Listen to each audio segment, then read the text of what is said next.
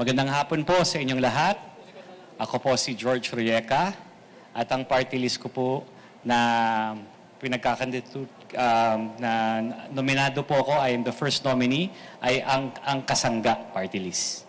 So, ito po ay nagmulat sa 7 taon na po nating paglalaban na sinusulong po natin yung sistema para sa informal na manggagawa, particular po dito ang mga hanay ng kagulong. Marami pong habal-habal tayong natulungan, nabigyan po natin ng magandang buhay, ng magandang sistema, magandang pulisiya. At sa tingin po natin na mabibigyan po natin ng mas maraming oportunidad ang milyon-milyon na kagulong. 18 milyon ang kagulong sa buong Pilipinas. Marami po sa kanila, ginagamit po ang motorsiklo para sa kanilang hanap buhay. Napakalaki po ng hanay na to at kailangan po natin magkaroon ng tamang polisiya, tamang sistema, isabatas po itong mga klaseng regulasyon para maprotektahan po natin. At hindi lang po maprotektahan, ma-empower po natin ang 18 million motorcycle owners. Kasi sila po ay tunay na nagko-contribute sa ating ekonomiya. Itong informal workers ay araw-araw po nagtatrabaho para sa kanilang pamilya. At ang kailangan lang po nila is recognition. And if we give them the recognition, we are sure to empower them not just with government benefits, but also with the dignity of their profession. And we saw this. Nakita po natin to sa angkas. Ginawa po natin yung sistema, napakaganda po ng kinalabasan. At marami po talaga, more than 50,000 bikers po, na angat po natin sa kahirapan. Kung kaya po natin yan gawin sa 1,000, sa 10,000, sa 50,000, kaya po gawin natin yan sa milyon-milyon na tao sa buong Pilipinas. Maraming salamat po. Maraming salamat po. Any question? Yeah. Sir Melanie Valdos Reyes, Radyo Pilipinas.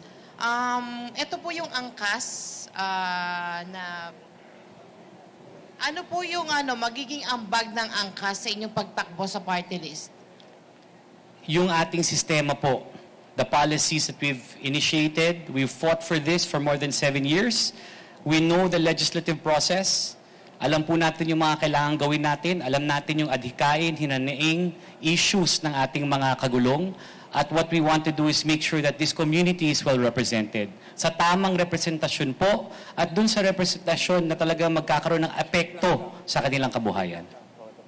Sir, bukod sa transportasyon, ano pa yung ibang sektor na inyong tutulungan sakaling mabigyan kayo ng pwesto sa Kamara? Naku, marami po. Ang informal na sektor ay hindi lang po transportasyon. Malawak po yan. Lahat po ng gig economy workers, lahat po ng sari-sari store, lahat ng mga ngisda. Marami pong talagang nakikinabang. Maraming Pilipino na nagtatrabaho araw-araw. Pero hindi po sila nakikita, invisible po sila sa mata ng ating gobyerno.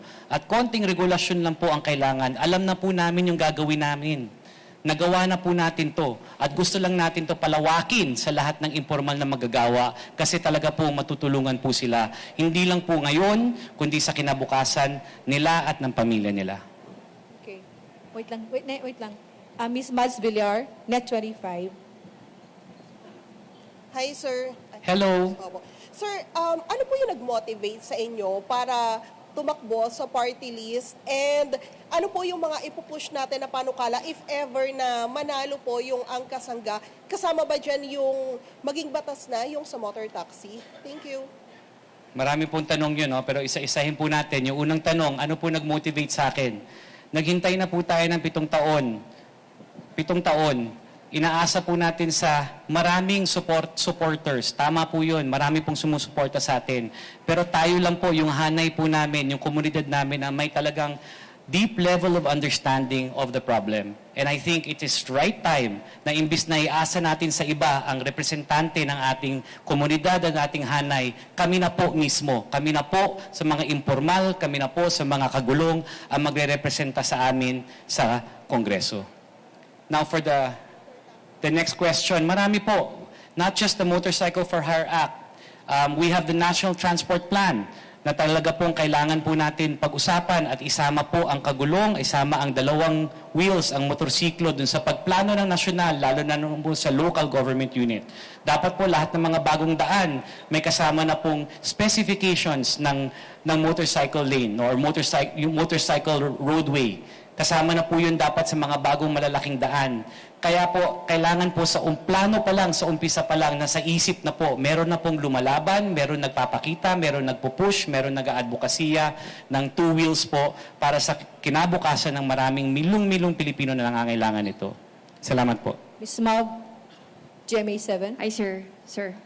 Hello, ma'am. Sir, sa pagkaintindi ko, hindi lang po yung motorcycle taxis, kundi lahat ng gumagamit ng motorsiklo bilang transportasyon. Tama po ba? Bilang negosyo. Bilang negosyo. At marami rin pong mga negosyante na hindi naman po magkakaroon ng papel sa gobyerno. Hindi naman po makakapagrehistro. Sarili po nilang sikap, sariling pagkatao, sariling individual ang kanilang negosyo. Paano natin po sila mabibigyan ng pansin? Paano natin sila mabibigyan ng tulong? Paano natin sila mabibigyan ng benepisyo galing sa gobyerno kung hindi natin isasabatas itong klaseng sistema na to? Hindi lang po yan transportasyon, lahat ng informal na manggagawa na ginagamit ng kanilang individual para sa kanilang kabuhayan na hindi magiging kumpanya o hindi po magiging empleyado. Isa na po dun sa mga ating mga ibang mga talento dito sa production, kasama po sila sa informal na sektor. Sir, follow-up lang po. Meron ho ba kayong naiisip na particular bill para nga po dito sa sinasabi niyong sistema na wala para sa mga nagmumotorsiklo? I think it's time for us to look at our government benefits like SSS, Pag-ibig, and then we don't just classify them for unemployed or employed. Because there's a different classification, that should be a different classification for gig economy workers. Paano natin sila i-recognize? Now, whether that's a bill, or whether that is an amendment in terms of the charter, or whether that is an amendment in terms of the implementing rules and regulations of these benefits, these agencies, these are discussions that we need to be having. Because we cannot ignore these types of workers anymore. They contribute to the national economy every single day. They are the largest tax base of the economy. And they deserve not just a seat on the table, but they deserve part of the fruits and benefits ng kaban ng ating bayan. Okay. Bonds, Rappler. Hello, good afternoon, sir. Good afternoon. From Rappler. In one of your interviews, you said that you mentioned this Angkasangga advocacy, which seeks to provide 1,000 peso per day. Is this part of your legislative agenda in case you win the seat? So basically, this is an example of what happens when you formalize an otherwise informal sector. You're able to not just increase their earnings, but you can make it stable. Now, it's different for different industries. Nagkataon po, ang ating hanay ng kagulong na ginagamit po ang motorsiklo, pantransportasyon, pampublikong serbisyo, ay kumikita po ng kulang-kulang 1,000 hanggang 1,000 kalahati sa isang araw. So this is a model that we can use to be able to legislate this for other industries. But still the same, informal workers. How do we uplift them? How do we empower them? And we can. Imagine, pag na-recognize natin po itong 17 to 18 million informal workers, lahat po yan magiging part of our employment workforce. Pag sinama po natin ang informal workers sa employment ng buong Pilipinas, they constitute 25% of the workforce. If you include people that are MSMEs, if you include employees in corporations and who they employ, sinama po natin ang informal na sektor.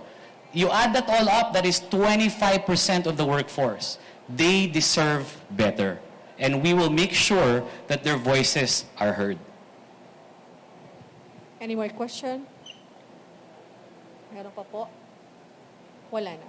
Okay, thank you, sir. Thank you, ma'am. Thank you so much. Sir, isa pa pong photo, sa middle. Maraming salamat. Thank you very much.